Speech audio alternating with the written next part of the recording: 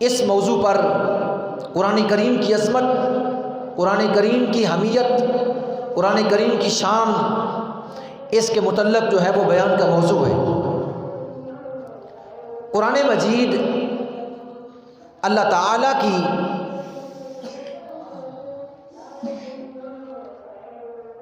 کتاب ہے، اور یہ آسمانی کتابوں کی آخری کتاب ہے، اور آخری ہی نبی کے اوپر اللہ جل شانہ نے اس کو نازل کیا۔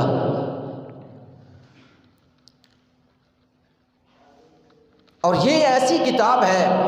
دنیا میں کتابیں تو بے شمار ہیں، آسمان سے بھی کتابیں نازل ہوئی، توریت نازل ہوئی، زبور نازل ہوئی، انجیل نازل ہوئی، صحیفے نازل ہوئے، دنیا پر بھی بے شمار کثیر و تعداد کتابیں ہیں، لیکن قرآن کریم اللہ جل شانہ کی ایسی کتاب ہے کہ اس کتاب کی شان اور عظمت تمام کتابوں سے اعلیٰ ہے۔ اس کتاب کی عظمت اور اس کی شان تمام کتابوں سے بڑھ کر ہے، اور دنیا پر جتنے بھی مصنف گزرے، جس نے بھی قلم اٹھایا اور جس نے جو کچھ لکھا، لکھنے کے بعد اس تحریر کو پڑھنے کے بعد، بار بار پڑھنے کے بعد، پھر بھی مصنف نے یہ لکھا کہ اگر پڑھنے والا قاری اس کتاب کو پڑھے تو کتاب کے اندر اگر کوئی لفظی غلطی ہو، معنوی غلطی ہو، کوئی جو ہے کسی قسم کی شک ہو تو وہ مطلع کرے۔ یعنی مصنف خود، لکھنے والا اپنی کتاب کو یہ کہہ رہا ہے کہ اے پڑھنے والے اس کتاب کو، اگر تجھے کوئی غلطی ہو، اگر تجھے کوئی لفظی معنوں میں کوئی جو ہے وہ غلطی محسوس ہو، تو اس کتاب کا مصنف کہہ رہا ہے سرے ورق پر کہ اس غلطی کا اظہار کیا جائے، اس کو جو ہے وہ بتایا جائے، مطلع کیا جائے، تاکہ آنے والا جو ایڈیشن ہو اس میں اس غلطی کو نکال دیا جائے۔ مگر یہ دنیا کے مصنفین کی بات ہے، اس کتاب نازل کرنے والا جو رب ہے،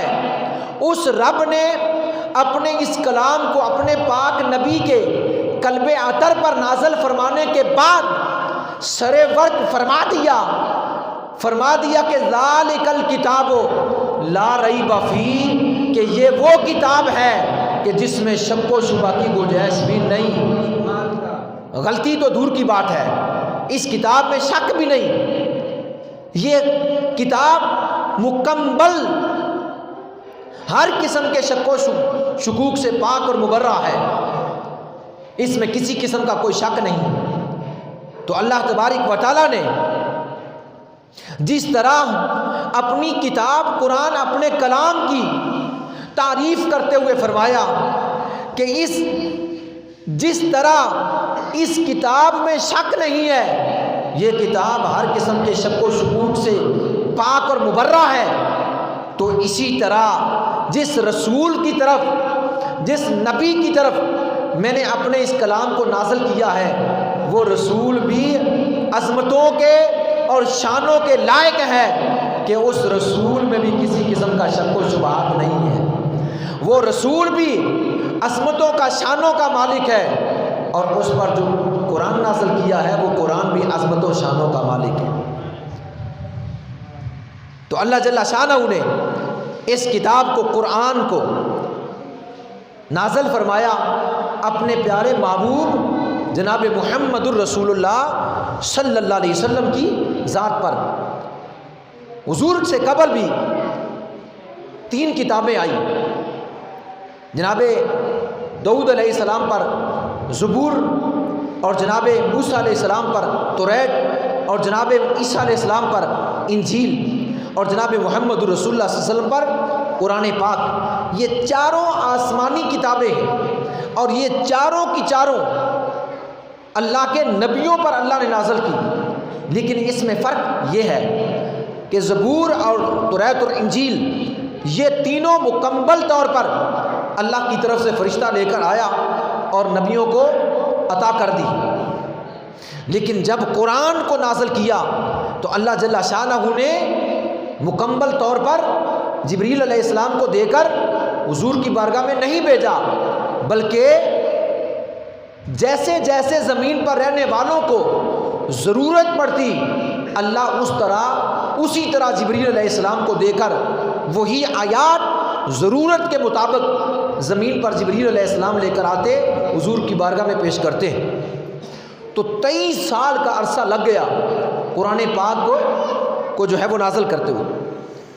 تو اللہ جل شانہ نے اس کتاب کو اپنے پاک محبوب صلی اللہ علیہ وسلم کی ذات پر نازل کیا، اور پھر اس کتاب کو رمضان مبارک کے مہینے میں نازل کیا، جیسا کہ اللہ قرآن میں فرماتا ہے شہر رمضان الذی انزل فیہ القرآن، ہم نے قرآن کو ماہ رمضان مبارک کے مہینے میں نازل کیا، اور انا انزلناہ فی لیلۃ القدر، بے شک ہم نے اس کو لیلۃ القدر کی رات کو نازل کیا۔ یعنی قرآن پاک کو رمضان مبارک کے مہینے میں لیلۃ القدر کی رات کو جس ذات نے نازل کیا، وَإِنَّهُ لَتَنزِيلُ رَبِّ الْعَالَمِينَ، وہ اللہ کی ذات ہے جس نے اپنے محبوب کی ذات پر قرآن نازل کیا۔ نازل بِهِ الروح الامین، اور وہ روح الامین جناب جبریل علیہ السلام کے ذریعے سے وَآمِنُوا بِمَا نُزِّلَ عَلَى مُحَمَّد صلی اللہ علیہ وسلم، یعنی اللہ نے وہ کلام اپنے محبوب صلی اللہ علیہ وسلم کی ذات پر نازل کیا۔ نبی کریم صلی اللہ علیہ وسلم کے غلاموں، بس پتہ چلا کہ قرآن پاک کو نازل کرنے والا بھی اعلیٰ، لے کر آنے والا بھی اعلیٰ، جس ہستی پر نازل کیا گیا وہ بھی اعلیٰ، جس مہینے میں نازل کیا گیا وہ مہینہ بھی اعلیٰ، جس رات کو نازل کیا گیا وہ رات بھی اعلیٰ، اور جس امت کی طرف نازل کیا گیا وہ امت بھی اعلیٰ،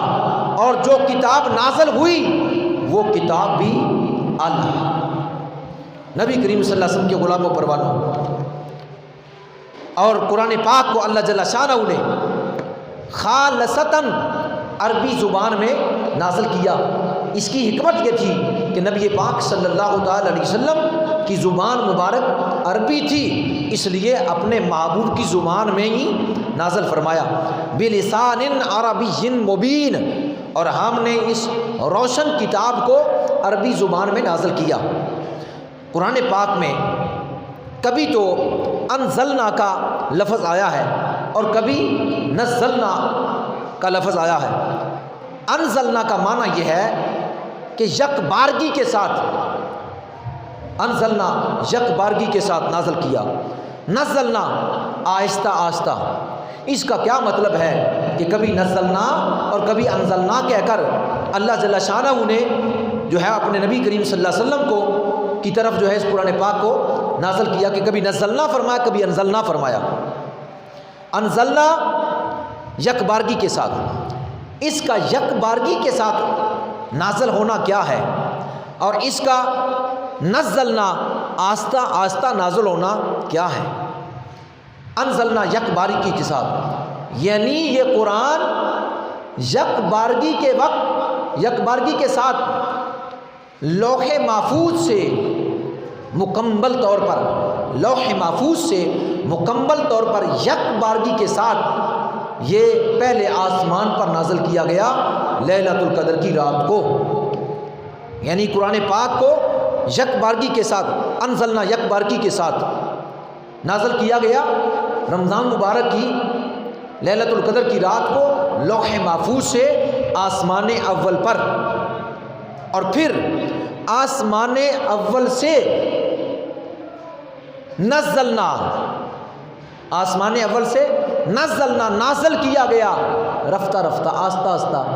زمین پر حضور صلی اللہ علیہ وسلم کے قلب معطر پر۔ یعنی لوح محفوظ سے آسمان اول پر یک بارگی کے ساتھ،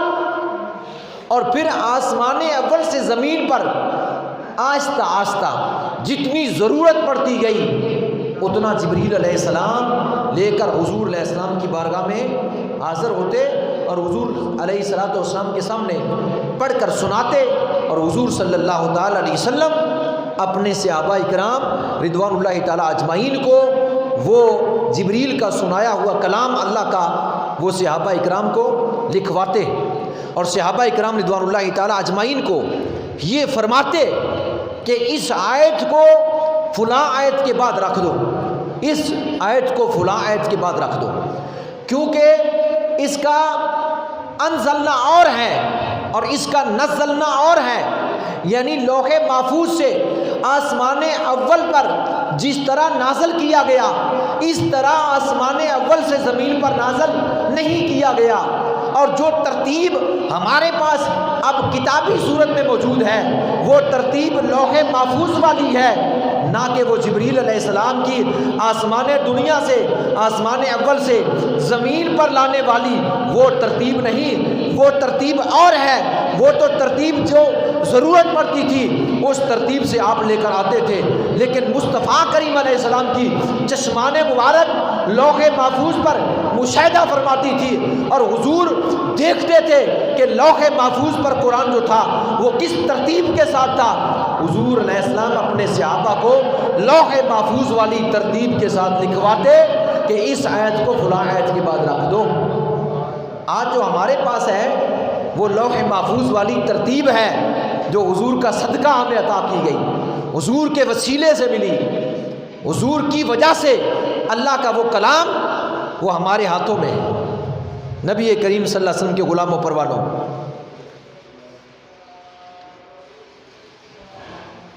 اب آپ کو یہ معلوم ہو گیا کہ نزلنا اور انزلنا میں کیا جو ہے وہ فرق ہے۔ انزلنا یعنی یک بارگی کے ساتھ لوح محفوظ سے آسمان اول پر، اور نزلنا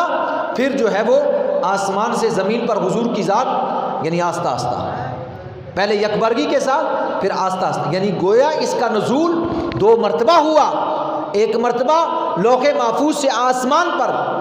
اور پھر آسمان سے پھر حضور کی ذات پر، یعنی آسمان اول سے حضور کی بارگاہ میں رفتہ رفتہ۔ اور اگر یہ قرآن نازل کر دیا جاتا پہاڑوں کے اوپر، پہاڑ کیونکہ بہت سخت اور مضبوط چیز ہوتی ہے، تو پہاڑوں کے اوپر اگر اس کلام کو اللہ نازل فرما دیتا تو کیا ہوتا، پہاڑوں کی حالت کیا ہوتی۔ اللہ قرآن میں ارشاد فرماتا ہے لو انزلنا ھذا القرآن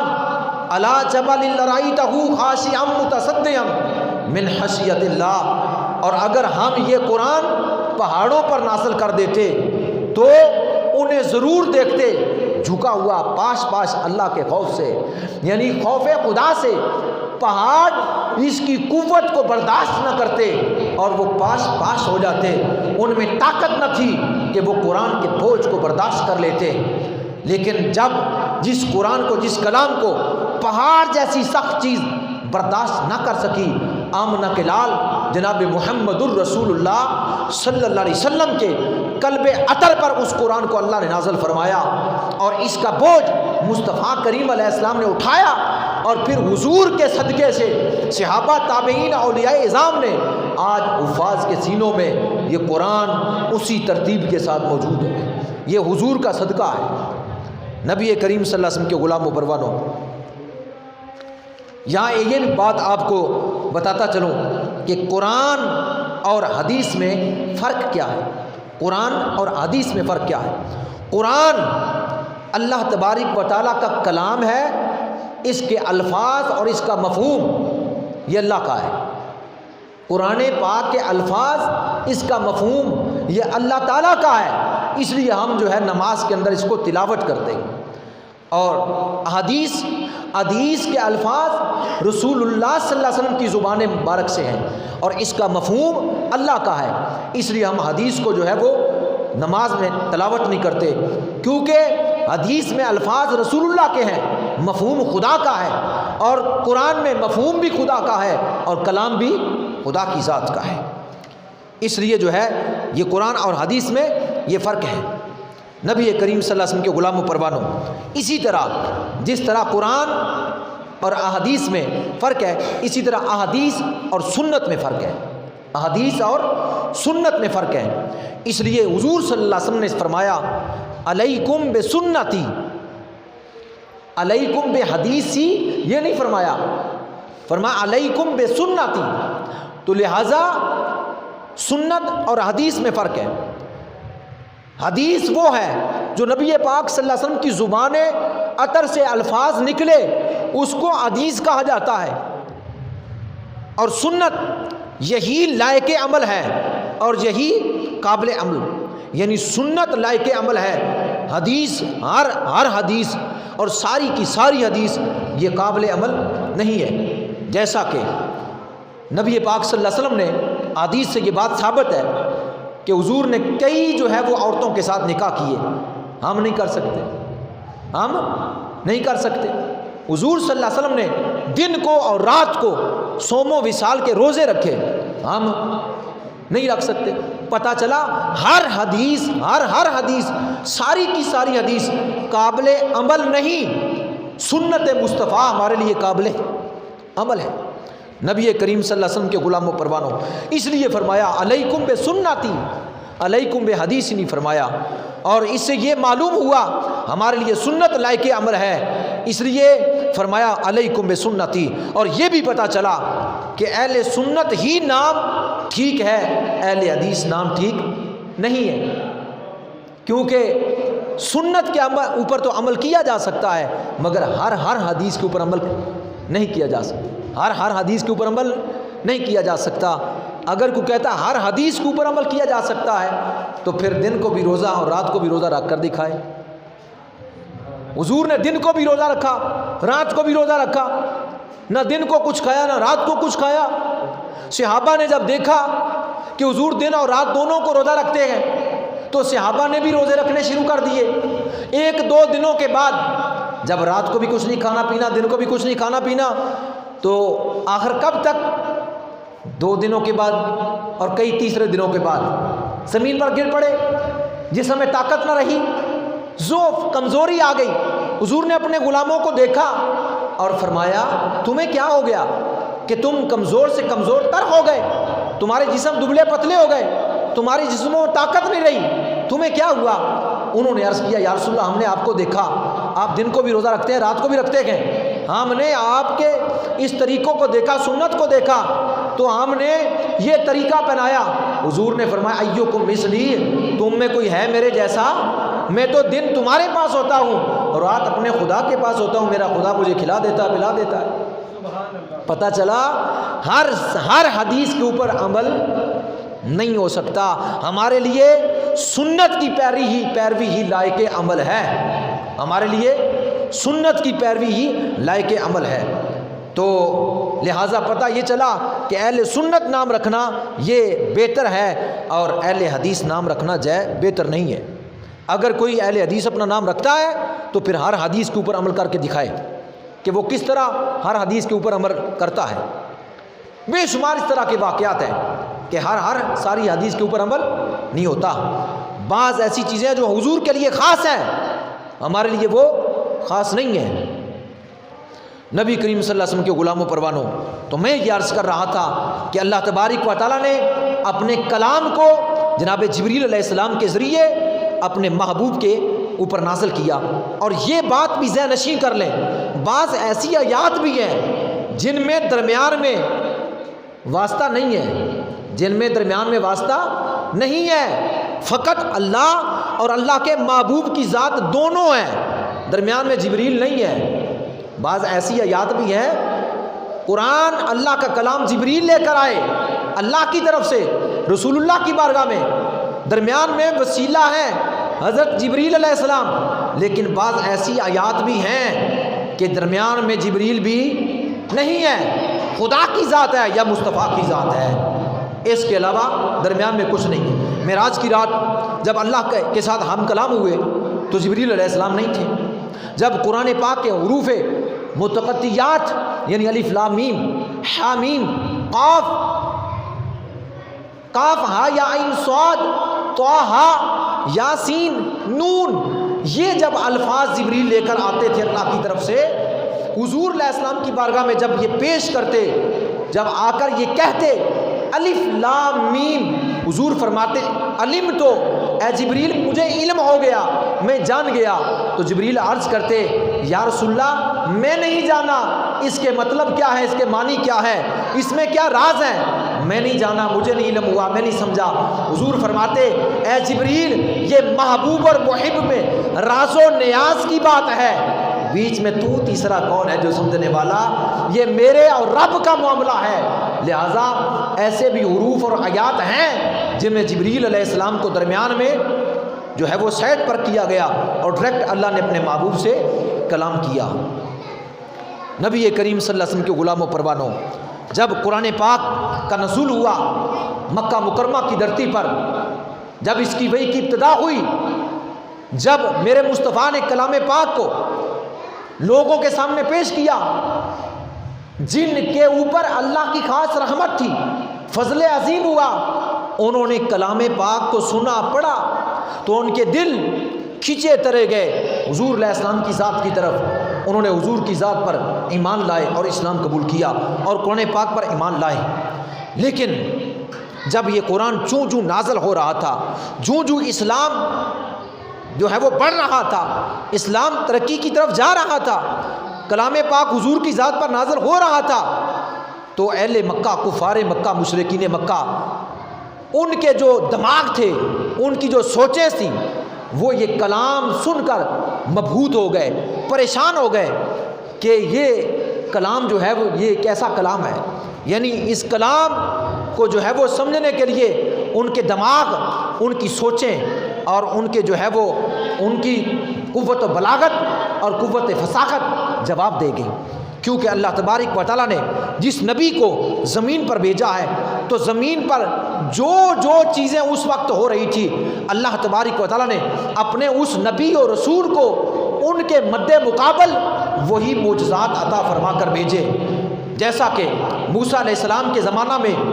جادو جو تھا وہ زوروں پر تھا، سحر کا علم زیادہ تھا، تو اللہ جل شانہ نے جناب موسیٰ علیہ السلام کو جو ہے وہ اس قسم کے معجزات عطا فرما کر بھیجے کہ تاکہ جادوگر دیکھیں، مبہوت ہو جائیں، پریشان ہو جائیں کہ اس سے بڑھ ہمارے علم سے بڑھ کر بھی کوئی ہے۔ تو جناب اللہ تبارک و تعالیٰ نے موسیٰ علیہ السلام کو وہ معجزات دیے، جادوگروں نے رسیاں پھینکی، سانپ بنے، موسیٰ علیہ السلام نے عصا پھینکا اور وہ اژدہا بنا اور کھا گیا۔ جب جادوگروں نے دیکھا جو ایک دوسرے پر اپنے جادو کے ذریعے گھمنڈ کرتے، غرور کرتے اور کہتے میرے سے بڑا کوئی جادو نہیں کر سکتا،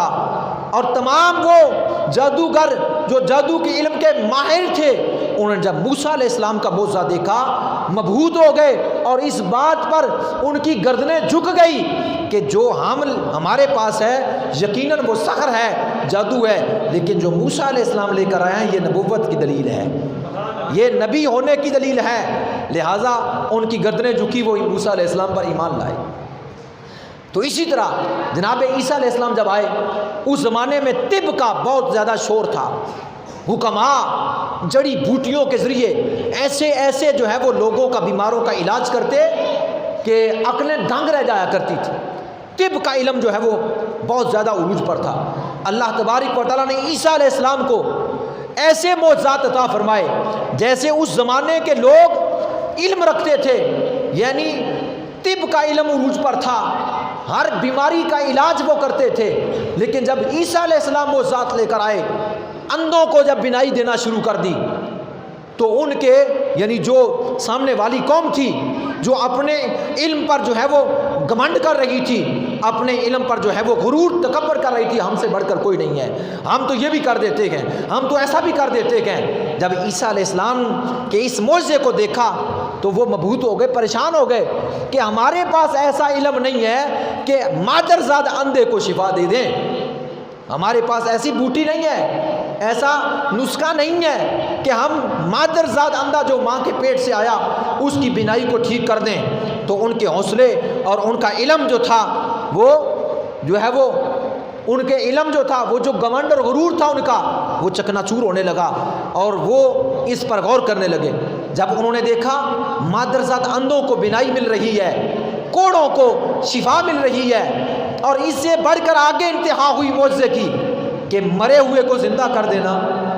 مرا ہوا مردہ اس کو زندہ کر دینا، جب یہاں تک نوبت پہنچی تو وہ اپنی جو علم پر گمنڈ کرنے والے تھے ان کی گردنیں جھکی اور عیسیٰ علیہ السلام پر ایمان لائے، اور قوم کو کہنے لگے کہ جو عیسیٰ علیہ السلام لے کر آئے ہیں وہ حقیقت میں اللہ کے نبی، وہ اللہ کے نبی کے سوا کوئی نہیں لا سکا۔ تو جس وقت ہمارے نبی آئے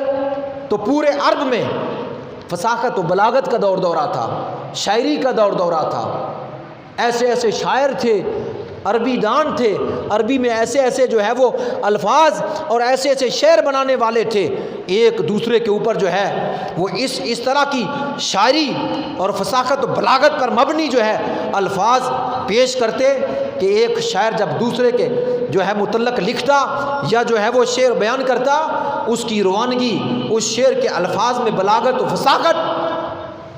تو دنیا کی عقلوں کو دنگ کر دیا کرتی۔ تو اللہ نے اپنے محبوب کو ان کے مقابلے میں اللہ نے اپنا کلام بھیجا، اپنا کلام نازل کیا، اپنا قرآن نازل کیا۔ حضور علیہ الصلوۃ والسلام نے جب قرآن پاک کو پڑھا تو فصحائے عرب جو بڑے بڑے شاعر تھے، فصاحت و بلاغت کا دورہ تھا، عرب کے فصحاء اپنی فصاحت و بلاغت پر بڑا ناز کیا کرتے تھے، اور یہ ہر وقت ایک دوسرے کے چیلنج میں لگے رہتے تھے، اور پھر جس کا شعر سب سے زیادہ الفاظ میں فصاحت و بلاغت میں بھاری ہوتا، اس کا شعر پھر جو ہے وہ بیت اللہ کی دیوار کے ساتھ تختی پر لٹ کر لٹکا دیا جاتا، اور یہ کہا جاتا کہ اس شاعر سے بڑا کوئی شاعر نہیں ہے۔ تو جس وقت اللہ تبارک و تعالیٰ نے اپنا کلام اپنے محبوب کی ذات پر نازل کیا تو حضور علیہ السلام نے جب کلام پڑھا تو فصحائے عرب کے بڑے بڑے شاعر گٹھ جوڑ کر بیٹھ گئے، کیا کریں، ہم نے ایسا کلام پہلے نہ سنا نہ دیکھا، اور نہ ہمارے اندر وہ قوت اور فصاحت و بلاغت ہے کہ اس جیسا ہم پیش کر سکیں۔ الغرض انہوں نے سب سے بڑا جو شاعروں کا بادشاہ تھا، 7 شاعر ایسے تھے مکہ میں کہ جن کا دنیا میں کوئی ثانی نہیں تھا، ان 7 میں سے جو اوپر تھا بڑا بادشاہ تھا، اس کا نام تھا لبید بن ربیعہ، وہ سارے شاعروں کا بادشاہ تھا، قوت فصاحت و بلاغت پر بڑا جو ہے وہ ماہر تھا، اس کو بلایا گیا۔ لیکن میرے آقا صلی اللہ علیہ وسلم کی ذات سارے نبیوں کے امام اور سب نبیوں سے بڑے نبی اور سب کتابوں سے بڑی کتاب بڑے نبی پر نازل ہوئی، بڑا کلام بڑے پر نازل ہوا۔ اللہ تبارک و تعالیٰ نے ایسا معجزہ اپنے حبیب کو عطا فرمایا، حالانکہ پہلے جتنے بھی نبی آئے اللہ نے جن کو ہر نبی کو جو معجزات عطا فرمائے، جن لوگوں نے معجزات دیکھے اور وہ ایمان لائے، اور جب دنیا سے لوگ بھی چلے گئے، انبیاء بھی تشریف لے گئے، تو معجزوں کا ذکر باقی رہ گیا، لیکن معجزے نہ رہے۔ مصطفیٰ کریم علیہ السلام کو بھی اللہ نے ان نبیوں سے بڑھ کر معجزے عطا فرمائے تھے، لیکن ان معجزوں میں ایک ایسا معجزہ بھی عطا فرمایا جو قیامت تک ختم نہیں ہوگا، قیامت تک باقی رہے گا۔ وہ معجزہ تھا قرآن کا۔ باقی انبیاء کے معجزے ختم ہو گئے اور ان کی امتیں ختم ہوگی، نبی دنیا سے پردہ فرما گئے، لیکن میرے نبی بھی دنیا سے پردہ فرما گئے، لیکن میرے آقا کا معجزہ ابھی بھی زندہ ہے اور قیامت تک رہے گا، اور کفار کو یہ چینل کرتا رہے گا۔ ہے کوئی اس کی مثل ایک لفظ بھی پیش کرنے والا؟ ہے کوئی عید پیش کرنے والا؟ ہے کوئی اس کی مثل صورت بنانے والا؟ میرے مصطفیٰ زندہ،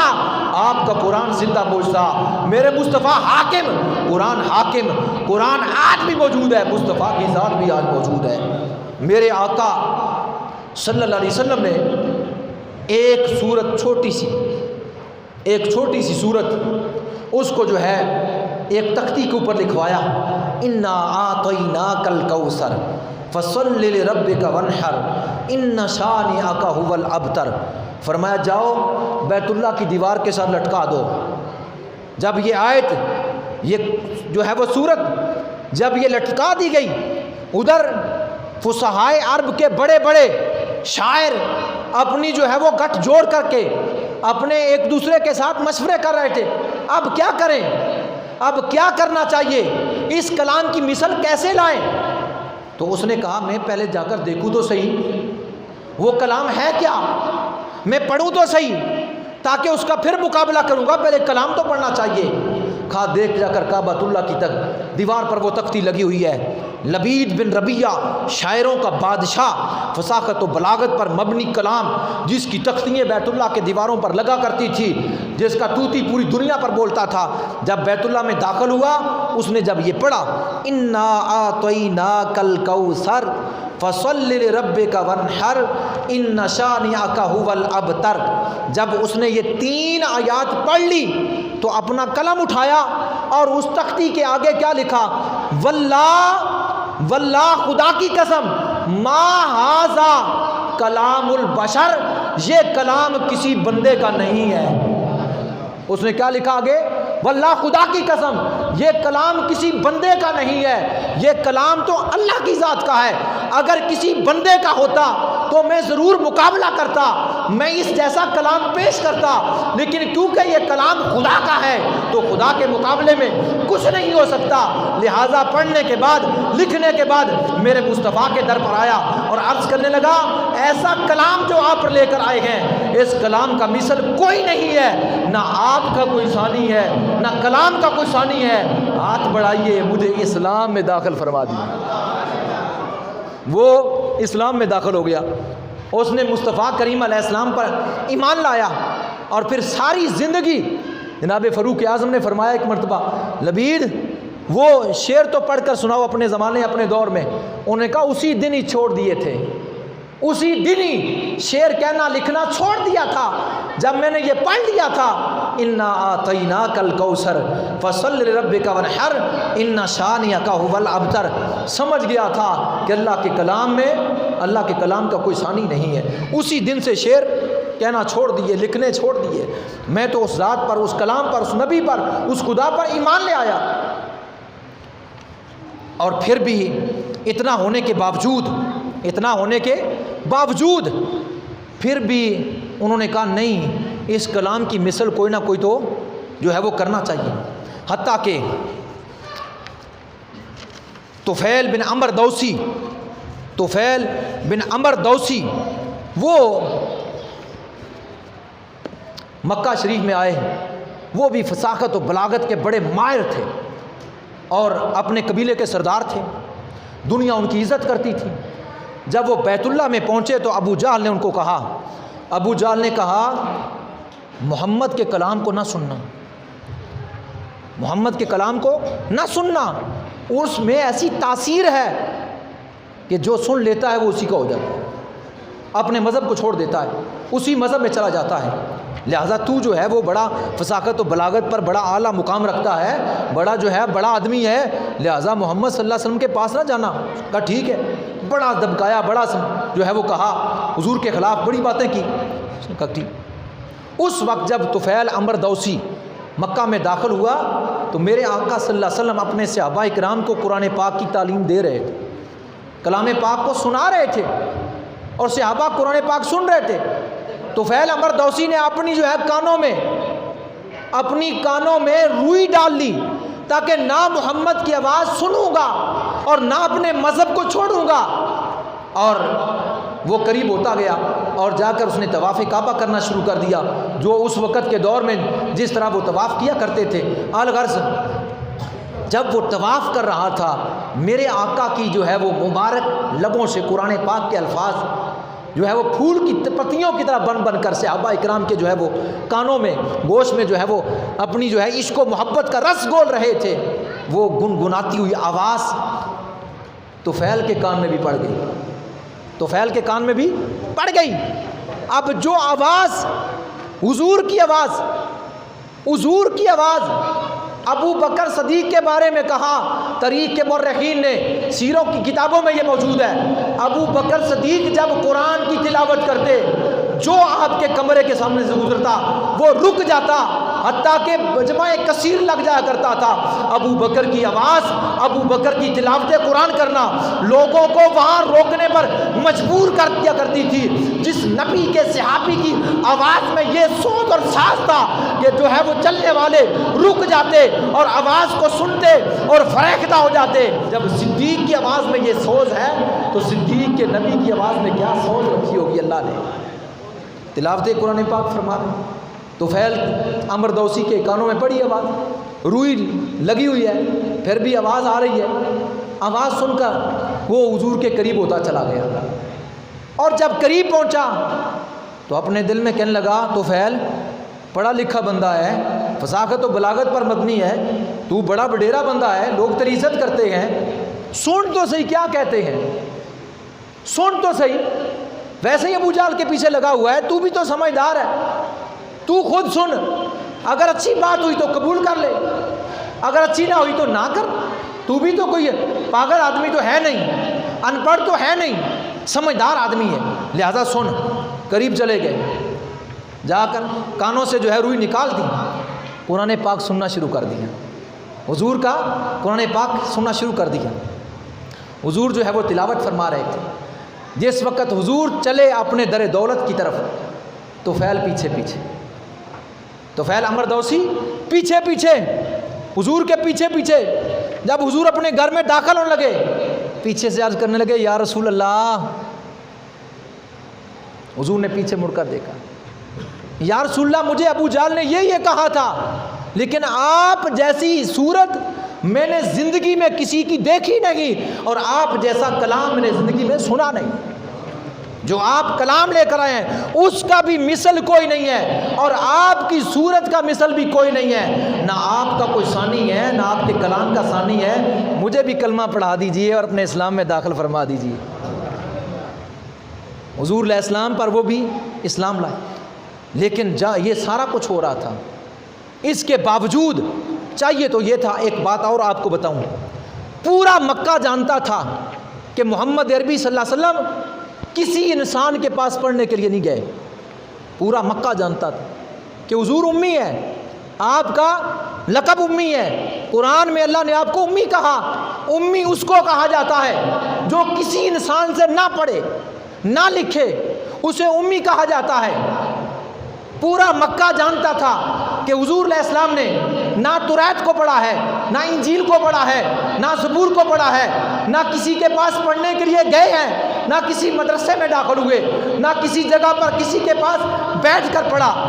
پورا مکہ یہ جانتا تھا۔ اور جب حضور کلام فرماتے تھے ان کو پھر سمجھ کیوں نہیں آ رہی تھی؟ حضور بتا رہے تھے کہ آدم علیہ السلام کے ساتھ یہ ہوا، حضور بتا رہے تھے نوح علیہ السلام ایسے آئے، حضور بتا رہے تھے نوح علیہ السلام کے دور میں یہ ہوا، حضور فرما رہے تھے قوم عاد کس طرح غرق ہوئی، قوم سمود کس طرح غرق ہوئی، حضور بتا رہے تھے کہ جناب یوسف علیہ السلام کے ساتھ بھائیوں نے کیا کیا، حضور فرما رہے تھے جناب یعقوب علیہ السلام کی بینائی کیسے واپس آئی، حضور فرما رہے تھے اصحاب کہف کا قصہ کس طرح ہوا، حضور فرما رہے تھے کہ ابراہیم علیہ السلام کو کیسے آگ میں ڈالا گیا، حضور فرما رہے تھے کہ ابراہیم علیہ السلام نے کس طرح بتوں کو توڑا، جناب حضور فرما رہے تھے اسماعیل علیہ السلام کی قربانی کا واقعہ کیسے ہوا، حضور فرما رہے تھے کہ جناب موسیٰ علیہ السلام طور پر کس طرح جاتے تھے، حضور فرما رہے تھے کہ توریت میں یہ چیزیں لکھی ہوئی ہے، حضور فرما رہے تھے زبور اور انجیل میں یہ باتیں ہیں، حضور فرما رہے تھے عیسیٰ علیہ السلام کے اللہ نے یہ عیسیٰ علیہ السلام کو معجزات عطا فرمائے، حضور فرما رہے تھے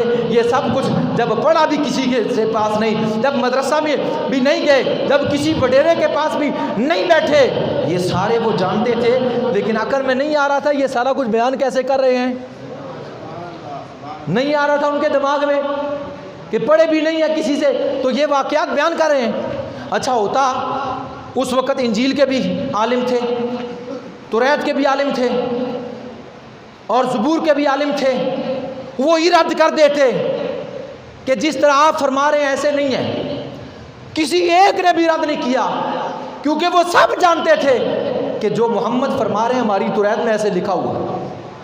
جو محمد فرما رہے ہیں ہماری انجیل میں ایسے لکھا ہوا ہے۔ حالانکہ حضور نے کوئی انجیل تو نہیں پڑھی تھی، حضور نے کوئی توریت زبور تو نہیں پڑھی تھی، حضور نے ماضی کے ایسے ایسے واقعات بیان کیے، عقلیں دنگ رہ گئی، حضور نے حال اس وقت کے موجودہ حالات میں ایسے ایسے واقعات بیان فرمائے، عقلیں دنگ رہ گئی۔ حضور نے آنے والے مستقبل میں قیامت تک کے لیے ایسے ایسے واقعات بیان فرمائے جو آج بھی ہو رہے ہیں، لیکن ان کو سمجھ پھر بھی نہیں آئی، ان کو سمجھ پھر بھی نہیں آئی۔ چاہیے تھا وہ سمجھ آتے کہ یہ پڑھا بھی کسی سے نہیں ہے، یہ تو امی ہے، کسی سے نہیں پڑھے، میرے مصطفیٰ کو کسی نے نہیں پڑھایا اللہ کی ذات کے سوا۔ اللہ قرآن میں فرماتا ہے الرحمن علم القرآن، رحمان ہے جس نے سکھایا قرآن اپنے بندے کو۔ میرے مصطفیٰ کو پڑھایا اللہ نے، میرے مصطفیٰ کے استاد اللہ کی ذات، اللہ اپنے محبوب کو کلام پڑھا رہا ہے، اللہ نے پڑھایا، اللہ نے اپنے محبوب کو پڑھایا جو کچھ پڑھایا۔ تو نبی کریم صلی اللہ علیہ وسلم کے غلاموں پروانوں، اعلیٰ حضرت امام اشاہ احمد رضا خان فاضل بریلوی رحمۃ اللہ تعالیٰ فرماتے ہیں، اس لیے تو فرمایا یا رسول اللہ تیرے آگے یوں ہی، یا رسول اللہ تیرے آگے یوں ہی دبے لچے فصحائے عرب کے بڑے بڑے، یا رسول اللہ آپ کے آگے بڑے بڑے فصحائے عرب کے بڑے بڑے شاعر وہ آپ کے سامنے دبے لچے، یعنی ان کی زبانیں گنگ ہو گئی اور ان کی سوچوں کی پرواز ختم ہو گئی کہ ہم اس کلام کے مقابلے میں کیا لائیں۔ کوئی جانے منہ میں زبان نہیں بلکہ جسم میں جان نہیں، منہ میں زبانیں بند ہو گئی، بلکہ ایسے لگا ان کے جسموں میں جان ہی ختم ہو، ایسے لگا ان کے جسموں سے جانیں نکل گئی ہے۔ وہ آپ کے کلام کو دیکھ کر اس قدر جو ہے مبہوت ہو گئے۔ نبی کریم صلی اللہ علیہ وسلم کے غلاموں جب کوئی جواب بھی نہ پڑا تو کیا کہنے لگے یہ جادو ہے۔ یہ کلام کو کیا کہا؟ کلام اللہ کے کلام کو کہا یہ تو جادو ہے۔ اور بعضوں نے کیا کہا؟ بعضوں نے کہا محمد نے خود گڑھا ہے، یہ اللہ کا کلام ہی نہیں ہے، یہ گڑھا ہے، خود گڑھ کر گھر بیٹھتے ہیں اور بنا لیتے ہیں۔ اچھا، جب یہ انہوں نے کہا تو اللہ نے قرآن نازل کیا، اے محبوب ان کو فرما دو، یہ کہتے ہیں محمد گھر بیٹھ کر بنا لیتا ہے، گڑھ لیتا ہے، تو ان کو فرماؤ تم بھی تو عربی ہو، میں عربی ہوں تو تم بھی عربی ہو، تو تم بھی تمہارے بھی چرچے بڑے بڑے ہیں، فصاحت و بلاغت پر آخر جو ہے عروج پر تم پہنچے ہوئے، کمال پر پہنچے ہوئے ہو، تمہارے اندر بھی یہ الفاظ ہیں، تو پھر آؤ اس کی مثل ان کنتم فی ریب مما نزلنا علی عبدنا فاتوا بسورۃ من مثلہ، اگر جو ہم بندہ مقدس پر اپنے عبد خاص پر جو ہم کلام نازل کرتے گئے، جو ہم اپنے بندے پر کلام نازل کرتے گئے، تو تم کہتے ہو کہ یہ اس کا گڑھا ہوا ہے، تو فاتوا بسورۃ من مثلہ، ذرا اس کی مثل ایک صورت تو بناؤ، اگر یہ بناتا ہے، میرا بندہ بناتا ہے، میرا نبی بناتا ہے، تو تم بھی بناؤ، تم بھی بناؤ، اس کے مقابلے میں ایک صورت بناؤ۔ وَدْعُوا شُهَدَاءَكُم مِّن دُونِ اللَّهِ، اور سب امیتیوں کو اکٹھا کر لو، جہان کے لوگوں کو اکٹھا کر لو، جنات کو اکٹھا کر لو، بناؤ۔ وَدْعُوا شُهَدَاءَكُم مِّن دُونِ اللَّهِ إِن كُنتُمْ صَادِقِينَ، اگر تم سچے ہو، اگر سچے ہو تو پھر کہ محمد گڑھ لیتا ہے تو تم بھی گڑھ کر دکھاؤ، سارے جنوں کو اکٹھا کرو، من دون اللہ، سارے حمیتیوں کو اکٹھا کر لو، سارے جناب اپنے بلا لو اور بناؤ بیٹھ کر، اس کی ایک آیت، اس کی ایک صورت ایک بنا کر دکھاؤ۔ یہ کتنا بڑا چیلنج ہے آج کے کفار کو بھی، آج بھی یہود و نصارہ کو یہ قرآن کا بہت بڑا چیلنج ہے، آؤ اور اس کی مثل ایک آیت پیش کر کے دکھاؤ۔ ترقی یافتہ دور ہے، علم عروج پر ہے، کوئی بنائے، آج دن تک کوئی اس کی مثل ایک آیت نہ بنا سکا، ایک آیت نہیں پیش کر سکا کوئی اس جیسی۔ جب انہوں نے دیکھا کہ یہ بہت بڑا چیلنج ہے کہ قرآن کہہ رہا ہے کہ ہے کوئی آؤ میرے مقابلے میں ایک آیت بنانے کے لیے، مبہوت ہو گئے، لیکن کیا کہا، کہنے لگے ہٹ درمی پر اترے، جنگ و جدال کے لیے تیار ہو گئے، لڑنے مارنے مرنے پر تیار ہو، ظلم کا مسلمانوں کو نشانہ بنانا شروع کر دیا، دست و گریبان ہو گئے، یعنی لڑائی پر اتر گئے۔ چاہیے تو یہ تھا وہ سیدھا رستہ اختیار کرتے، اللہ کے کلام پر ایمان لاتے، لیکن سیدھا رستہ اختیار کرنے کے بجائے انہوں نے سخت رستہ، مشکل رستہ اپنے لیے چن لیا۔ وہ اپنی گردنیں مروانے کے لیے، اپنی گردنیں کٹوانے کے لیے میدان میں آگے مشکل راستہ چنا تھا نا، کیونکہ اسلام کو روکنا چاہتے تھے، کلام کو روکنا چاہتے تھے۔ حضور علیہ الصلوۃ والسلام جو لے کر آئے اللہ تبارک و تعالیٰ سے، ان احکام کو روکنا چاہتے تھے، مشکل راستہ چنا۔ پھر کیا ہوا؟ پھر وہ نیست و نبود ہوئے، پھر ذلیل و رسوا ہوئے، لیکن اللہ کا کلام بڑھتا چلا گیا۔ جوں جوں قرآن پاک کی آیات نازل ہوتی گئی، مصطفیٰ کریم علیہ السلام اپنے صحابہ اکرام رضوان اللہ تعالیٰ اجمعین کو وہ سناتے، صحابہ فوراً کاتبان وہی لکھنے والے صحابہ وہ ان قرآن پاک کی آیات کو حضور علیہ السلام کے فرمان کے مطابق اونٹ کی ہڈیوں پر، کھجور کے پتوں پر اور پتھروں کے اوپر اور چمڑوں کے اوپر ان کو لکھا بھی کرتے تھے، اور جو قرآن نازل ہوا کرتا تھا وہ لکھتے بھی تھے اور ساتھ سینوں کے اندر محفوظ بھی کرتے جاتے تھے، یعنی زبانی یاد کرتے جاتے، حتیٰ کہ 23 سال کے اندر قرآن پاک کو اللہ نے مکمل نازل فرما دیا۔ حضور علیہ الصلوۃ والسلام نے صحابہ اکرام کو وہ قرآن سکھا دیا، اور صحابہ نے قرآن پاک کو سینوں میں محفوظ کر لیا، اور حضور کے زمانہ عطر میں وہ اونٹ کی ہڈیوں پر اور کھجور کے پتوں پر اور چمڑوں کے اوپر لکھا ہوا تھا، اس صورت میں تھا۔ آج وہ 3 کتابیں، توریت اور زبور اور انجیل، وہ 3 کتابیں نہ اصلی صورت میں آج کسی کے پاس موجود ہے، نہ ہی اصلی صورت میں ان کی زبانیں موجود ہے۔ جن زبانوں میں وہ قرآن وہ کتابیں نازل ہوئی تھی، نہ وہ زبانیں زمین پر بولنے والا کوئی ہے، نہ ہی وہ کتابیں ہیں۔ اگر ہے، کوئی کہتا ہے ہمارے پاس اصلی انجیل ہے، کوئی کہتا ہے ہمارے پاس اصلی زبور ہے، کوئی کہتا ہے ہمارے پاس اصلی توریت ہے، تو قیامت تک کے لیے چیلنج لا کر دکھائے۔ نہ کسی کے پاس اصلی توریت، نہ کسی کے پاس اصلی زبور، نہ کسی کے پاس اصلی کوئی صحیفہ، نہ کسی کے پاس کوئی اصلی انجیل۔ یہ سب جس یہود اور نصارہ کے پاس جو کچھ ہے، یہ ان کا اپنا تحریر کیا ہوا ہے، ان کا اپنا تحریر کیا ہوا ہے، اپنا لکھا ہوا ہے، من گھڑت ہے۔ نہ اصلی صورت میں زبان موجود ہے، نہ اصلی صورت میں وہ کتابیں موجود ہیں، مگر ہمارا قرآن اصلی صورت میں آج بھی موجود ہے۔ اگر کوئی یہ کہے کہ اس کے 10 پارے ابو بکر صدیق کی بکری کھا گئی، اگر کوئی یہ کہے میں اس کو جلا کر راکھ کر دوں گا، وہ جلا دے، بکری کھا جائے، کچھ ہو جائے، قرآن کی حفاظت میں رائی کے برابر بھی فرق نہیں آئے گا۔ بکری کھا جائے گی تو کیا ہوگا؟ حفاظت کا ذمہ خدا کے پاس ہے۔ اور جب بکری کھا رہی تھی، میں پوچھنا چاہتا ہوں سائل سے جو سوال کرتا ہے، جب بکری کھا گئی تھی، بکری تو کھا گئی پتے، کیا صحابہ کے سینوں کو بھی کھا گئی تھی؟ قرآن تو صحابہ کے سینوں کے اندر تھا۔ اگر کوئی یہ کہہ دے کہ جی بکری کھا گئی ہے، تو پھر صحابہ کے سینے بھی کھا گئی تھی۔ بڑی احتیاط کے ساتھ صحابہ نے قرآن پاک کو جو ہے وہ محفوظ کیا، نبی کریم صلی اللہ علیہ وسلم کیا، اور پھر اس کی حفاظت کا ذمہ اللہ نے خود قرآن میں لیا ہے۔ نہ توریت کا، نہ زبور، نہ انجیل کا ذمہ اللہ نے کہیں نہیں لیا کہ میں ان کتابوں کا محافظ ہوں۔ اللہ نے فرمایا انا نحن نزلنا الذکر وانا لہ لحافظون، جو قرآن ہم نازل کرتے ہیں، ہم ہی اس کے نگہبان ہیں۔ کوئی پاکستان اس کی حفاظت نہیں کر رہا، کوئی اسلامی ملک نہیں اس کی حفاظت کر رہا، اس کی حفاظت خدا کے ذمہ ہے۔ خدا اس کی حفاظت کر رہا ہے، کرے گا، قیامت تک اس کی حفاظت رہے گی۔ یہ کلام قیامت تک باقی رہے گا۔ اور اس کی بیان دلیل کیا ہے؟ یہ قرآن، اس کی بیان دلیل کیا ہے؟ اور اگر کوئی کہے نہیں ہمارے پاس اصلی کتابیں ہیں، تو پھر لاؤ، میں ہر چھاپے کو دیکھنا چاہتا ہوں، ہر چھاپا متضاد ہے ایک دوسرے سے، کسی میں کیا آیت لکھی ہے، کسی میں کیا باب، کسی میں کیا ہے، کسی میں کیا ہے، لیکن ہمارا قرآن اس کی بیان دلیل حقانیت کی یہ ہے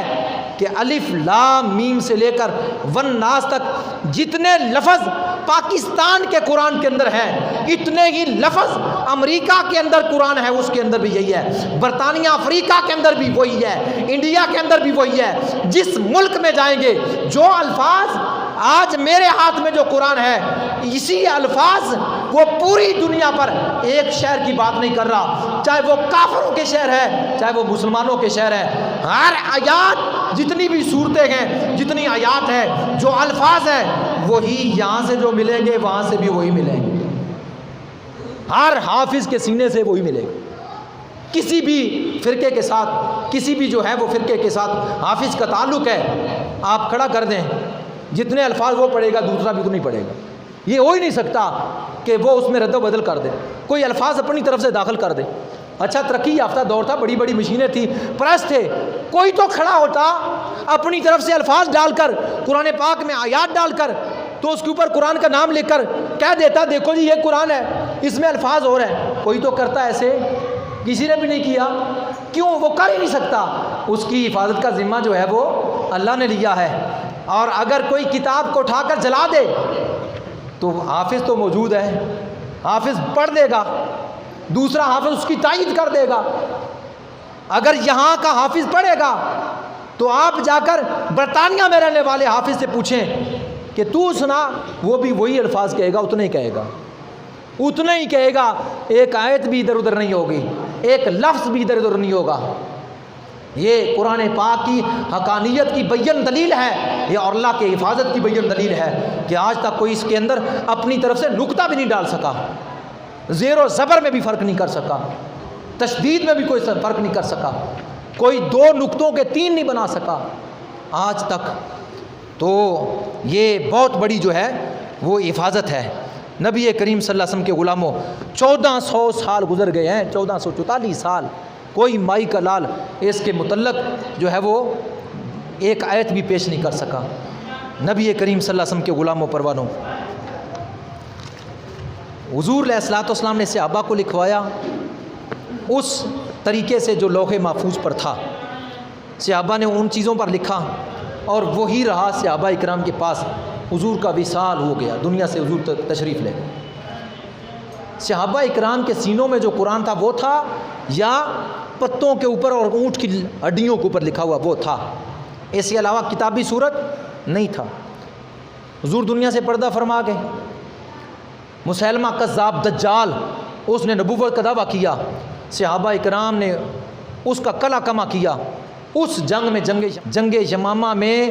700 صحابہ اکرام جو قرآن کے حافظ تھے شہید ہو گئے، قرآن کے حافظ شہید ہو گئے 700 صحابہ۔ اس وقت سیدنا فاروق اعظم رضی اللہ تعالیٰ عنہ نے، جناب سیدنا ابو بکر صدیق کا دور خلافت تھا، ان کو یہ مشورہ دیا کہ اگر جنگوں میں صحابہ حفاظ اگر شہید ہوتے گئے تو قرآن کی حفاظت کرنا مشکل ہو جائے گی، لہٰذا قرآن کو تحریر کیا جائے۔ اگر حافظ شہید بھی ہو جائے، قرآن تحریراً تو ہمارے پاس ہو۔ پھر حضرت سیدنا ابو بکر صدیق رضی اللہ تعالیٰ عنہ نے حضرت زید بن ثابت رضی اللہ تعالیٰ عنہ کو جو ہے ایک کمیٹی کا محتمم بنایا اور تمام صحابہ کو جمع کر لیا جو قرآن کے حافظ تھے، اور فرمایا ہر آیت کے اوپر 2 گواہ پیش کرو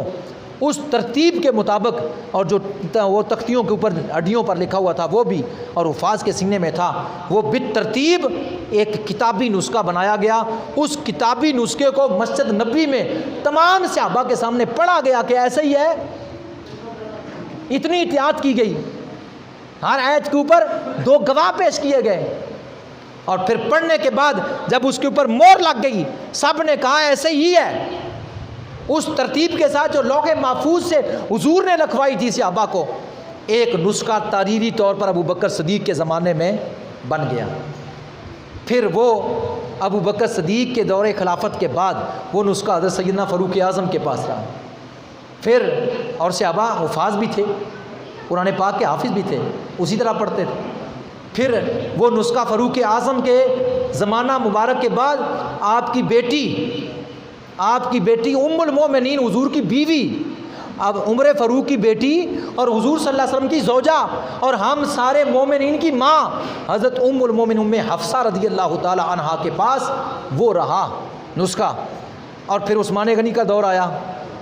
ایک نسخے کو اس کو بلایا گیا، منگوایا گیا، منگوانے کے بعد پھر حفاظ کو بٹھا دیا گیا۔ حضرت زید بن ثابت کو پھر ان کی نگرانی میں کہا اب اس کے زیادہ نسخے تیار کیے جائیں، یہ ایک کم ہے، کیونکہ مسلمان پھیلتے جا رہے ہیں، فتوحات زیادہ ہو رہی ہے، اسلام کا دائرہ وسیع ہو رہا ہے، لہذا ایک نسخہ کیا کرے؟ یہ وفات صحابہ یہ وصال بھی کرتے جائیں گے تو یہ ایک رہ جائے گا۔ پھر جو ہے 6 یا 7 نسخے تیار کیے، 6 یا 7 نسخے تیار کیے، کوئی عراق میں بھیجے، کوئی مصر میں بھیجے، ایران میں بھیجے۔ پھر وہ دور بھی آج آیا کہ قرآن پاک کے ایک ایک بندے کے سینے میں اور ایک ایک گھر کے اندر موجود ہے، ایک ایک سینے کے اندر، ایک ایک گھر کے اندر وہ قرآن آج موجود ہے۔ کسی کو تھوڑا یاد ہے، کسی کو زیادہ یاد ہے، ہر سینے میں ہے، ہر سینے میں ہے۔ اور کئی جو ہے محلوں کے اندر تو کتنے کتنے حفاظ ہیں جو تراویحوں میں پورے قرآن کو پڑھ دیتے گئے۔ یہ کل ہی اس حافظ نے ادھر مسجد میں بیٹھ کر 20-25 سپارے پڑھ دیے ایک دن کے اندر، اور ایسے ایسے بھی حفاظ ہیں جو ایک دن میں کتنی کتنی مرتبہ قرآن پڑھ دیتے ہیں۔ ہمارے امام اعظم ابو حنیفہ رحمۃ اللہ تعالی ماہ رمضان مبارک میں 61 مرتبہ قرآن پڑھ دیا کرتے تھے۔ ایک قرآن دن کو پڑھتے، ایک قرآن رات کو پڑھتے۔ 30 روزوں میں 30 راتوں میں 60 قرآن ہوئے، اور ایک قرآن تراویحوں میں پڑھتے تھے۔ 61 قرآن ایک مہینے میں پڑھتے تھے۔ یہ کیا شان کم ہے؟ قرآن اس طرح پوری دنیا پر پھیل گیا، اور اپنا پورا زبردست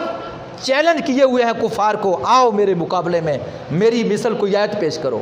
لیکن آج دن تک کوئی نہیں پیش کر سکے، نہ قیامت تک نہیں پیش کر سکے، قیامت تک نہیں کوئی پیش کر سکے گا۔ نبی پاک صلی اللہ علیہ وسلم کے غلاموں پروانوں، آج تک ایک نسخہ بھی ایسا نہیں۔ یہ بھی بڑی بات ہے، ہم پاکستانی ہیں، کوئی پنجابی ہو، سندھی ہو، بلوچی ہو، جی پختون ہو، جی میواتی ہو، کسی بھی زبان کے ساتھ تعلق ہو، زبان اپنی اپنی ہے۔ ایرانی ہو، جاپانی ہو، عراقی ہو، مصری ہو، وہ فلسطینی ہو، وہ امریکی ہو، برطانوی ہو، وہ انڈین ہو، کسی بھی زبان کے ساتھ تعلق ہو، جو مرضی زبان بولتا جائے، لیکن جب قرآن کی تلاوت کرے گا تو عربی پڑھے گا، جب قرآن پڑھے گا تو عربی پڑھے گا، اتنا ہی پڑھے گا جو قرآن کا نسخہ ہے، اپنی طرف سے ذرا بھی نہ بڑھائے گا نہ چڑھائے گا۔ مثلا ایک بندہ پنجابی، اس کو پشتو نہیں آتی، لیکن جب یا پشتو ہے اس کو پنجابی نہیں آتی، لیکن قرآن پڑھنے میں دونوں برابر ہو جائیں گے، وہ بھی قرآن وہی پڑھے گا عربی، وہ بھی قرآن عربی پڑھے گا۔ کیوں؟ محبوب کی زبان جو عربی تھی، جو اپنے رب کو بڑی محبوب تھی، اس لیے اس محبوب زبان میں نازل کیا۔ نبی کریم صلی اللہ علیہ وسلم کے غلاموں پروانوں، یہ موضوع بہت طویل اور بڑا وسیع ہے اور بہت لمبا ہے۔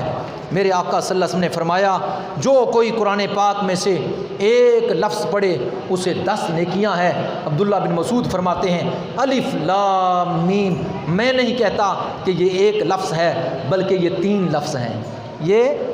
3 لفظ ہے۔ صرف الف لام میم کہنے سے 30 نیکیاں ملتی،